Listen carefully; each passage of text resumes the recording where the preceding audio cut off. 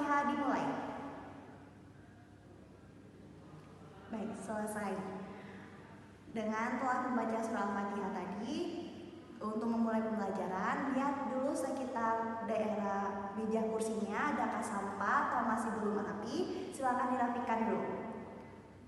Sepertinya sudah rapi semuanya. Dengan ini kita mulai pembelajaran pada hari ini dengan submateri pembelajaran yaitu lembaga-lembaga negara di Indonesia.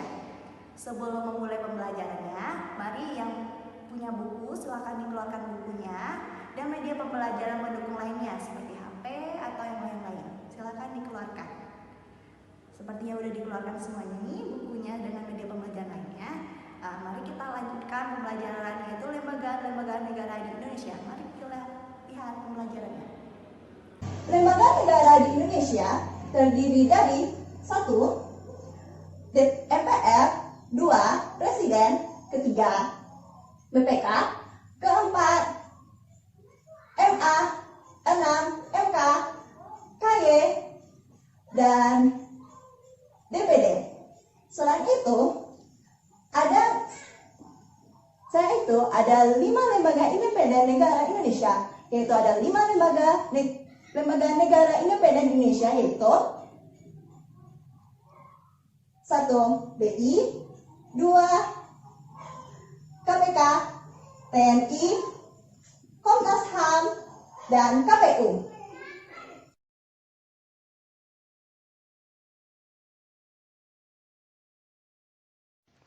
Sebelum itu, saya akan menjelaskan lembaga-lembaga yang berkuasa di Indonesia. Pertama, MPR. Tugas dan wewenang MPR adalah berwenang mengubah dan menetapkan Undang-Undang Dasar. Selanjutnya, melantik Presiden dan Wakil Presiden dan hanya dapat memberhentikan Presiden dan Wakil Presiden dalam masa jabatannya menurut Undang-Undang Dasar Pasal 3 Ayat 123 Undang-Undang Dasar 1945.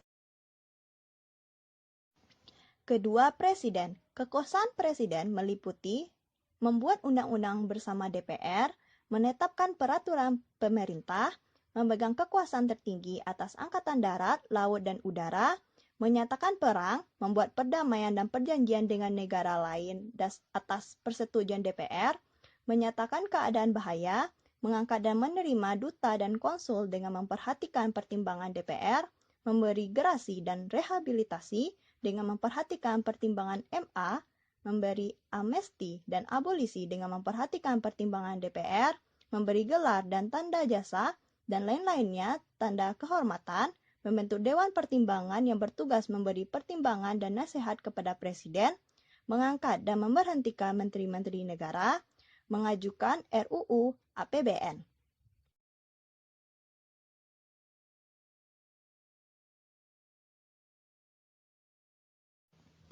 Ketiga, DPR memiliki fungsi yaitu legislasi atau membuat undang-undang, fungsi anggaran, fungsi pengawasan atau mengawasi jalannya pemerintahan sesuai dengan pasal 20 ayat 1 Undang-Undang Dasar 1945. Yang keempat, BPK merupakan lembaga yang bebas dan mandiri dengan tugas khusus untuk memeriksa pengelolaan dan bertanggung jawab atas keuangan negara Pasal 23 ayat 1 Undang-Undang Dasar 1945.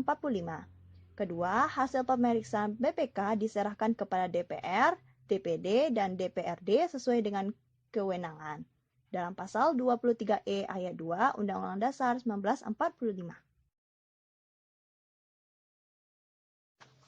Yang kelima, MA. MA merupakan lembaga negara yang memegang kekuasaan kehakiman di samping sebuah Mahkamah Konstitusi di Indonesia. Kekuasaan kehakiman merupakan kekuasaan merdeka untuk menyelenggarakan peradilan guna menegakkan hukum dan keadilan. MA membawahi peradilan di Indonesia.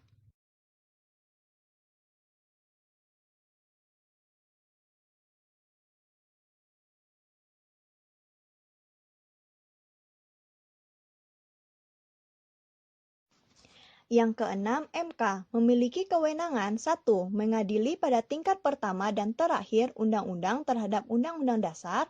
2. Memutus sengketa kewenangan lembaga negara yang kewenangannya diberikan oleh undang-undang dasar. 3. Memutus pembubaran partai politik. 4. memutus hasil perselisihan tentang pemilu sesuai dengan pasal 24C ayat 1 Undang-Undang Dasar 1945. Kelima, memberikan putusan atas pendapat DPR mengenai pelanggaran presiden atau wakil presiden menurut Undang-Undang Dasar pasal 24C ayat 2 Undang-Undang Dasar 1945.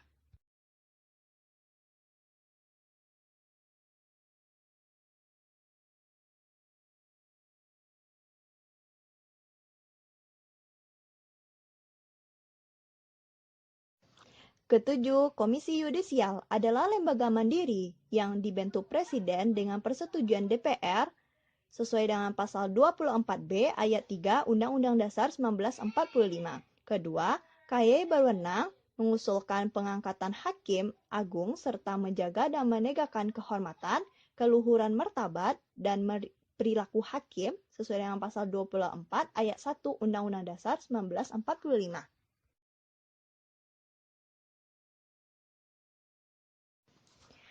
Yang terakhir, Dewan Perwakilan Daerah. Dewan Perwakilan Daerah merupakan bagian keanggotaan MPR yang dipilih melalui pemilu dari setiap provinsi. Dewan Perwakilan Daerah merupakan wakil-wakil provinsi. Anggota Dewan Perwakilan Daerah berdomisili di daerah pemilihannya dan selama persidangan bertempat tinggal di ibu kota negara RI. Dewan Perwakilan Daerah berhak mengajukan rancangan undang-undang yang berkaitan dengan otonomi daerah yang berhubungan dengan daerah kepada DPR.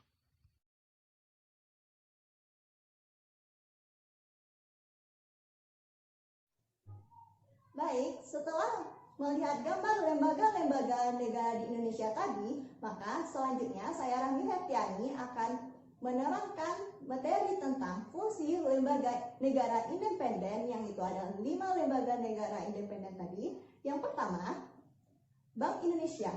BI ada 5 fungsi Bank Indonesia di Indonesia. Yang pertama, 1, sebagai stabilitas moneter. Kedua, mengatur dan mengawasi aktivitas perbankan. Ketiga, mengatur dan menyelenggarakan sistem perbankan. Keempat, sebagai pemantau dan pengawasan perbankan. Kelima, sebagai pendanaan dana. Kedua, KPK. KPK memiliki tugas yaitu koordinasi dengan instansi yang berwenang melakukan pemberantas tindak pidana korupsi, supervisi terhadap instansi yang berwenang melakukan pemberantas tindak pidana korupsi, penyelidikan, penyidikan, dan penuntutan terhadap tindak pidana korupsi, dan selengkapnya dapat dilihat dalam Undang-Undang Nomor 30 Tahun 2002.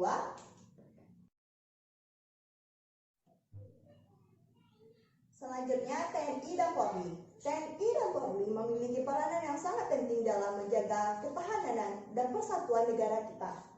Dan selanjutnya yaitu Komnas HAM memiliki fungsi yaitu melaksanakan kajian dan penelitian, penyuluhan, pemantauan, investigasi, dan mediasi terhadap persoalan HAM atau hak asasi manusia. Yang terakhir yaitu KPU. KPU sebagai lembaga yang berfungsi untuk menyalurkan aspirasi masyarakat dalam melaksanakan demokrasi negara kita. Maka KPU di sini berwenang dan berfungsi untuk penyelenggaraan pemilihan umum di negara kita. Sekian video pada saat ini. Untuk lebih lengkapnya dapat dilihat di video selanjutnya. Dan mohon maaf kalau ada kesalahan. Saya sudahi dengan Assalamualaikum warahmatullahi wabarakatuh.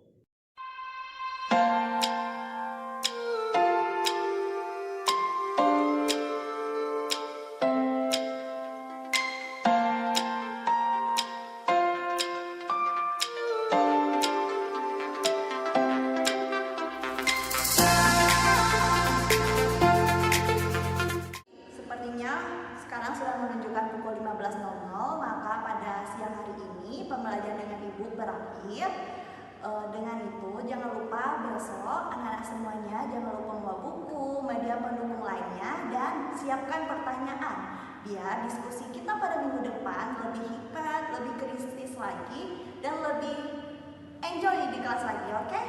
Baik, sekian Ibu ucapkan terima kasih dan alhamdulillahirabbil alamin. Assalamualaikum warahmatullahi wabarakatuh.